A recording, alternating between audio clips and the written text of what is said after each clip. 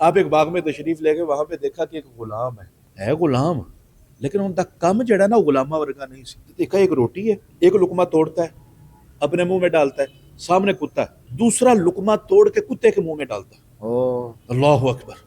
آپ یہ منظر دیکھتے رہے، ساری روٹی اس نے آدھی خود کھائی، آدھی کتے کو کھلائی، اور ایک ایک لقمہ کر کے روٹی ختم ہوئی۔ آپ نے فرمایا اے غلام، یہ تیرا کیسا انداز ہے؟ یعنی اگر کتے کو روٹی بھی کھلانی ہے تو بندہ کھلا سکتا ہے، کیسے؟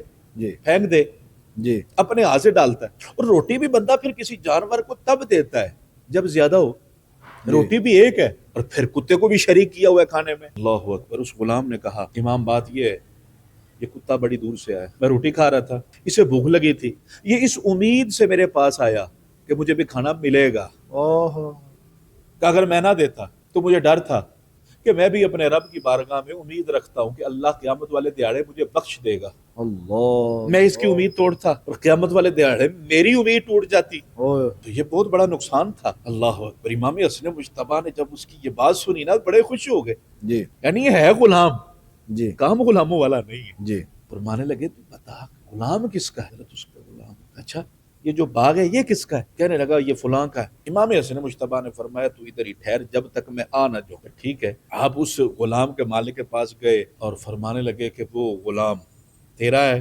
جی میرا ہے۔ فرمایا مجھے فروخت کرو۔ اس نے کہا ٹھیک ہے، میں آپ کو بیچتا ہوں۔ آپ نے رقم ادا کی۔ اب گئے باغ کے مالک کے پاس، فرمانے لگے وہ باغ مجھے فروخت کرو۔ اس نے بھی بیچ دیا۔ باغ میں آئے تو اسی درخت کے نیچے وہ غلام بیٹھا ہوا تھا، تو آپ نے فرمایا کہ میں نے تجھے تیرے مالک سے خرید لیا ہے۔ وہ فوراً کھڑا ہو گیا، ہاتھ مان لیے، کہا اب سے میں آپ کا غلام ہوں، آپ میرے آقا ہیں، میرے مالک ہیں۔ اللہ اکبر!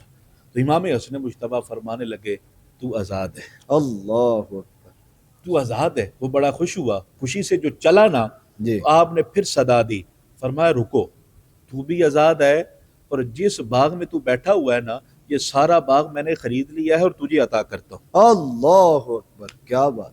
سبحان اللہ! یعنی اس سبحان اللہ! غلام کی ایک ادا واہ!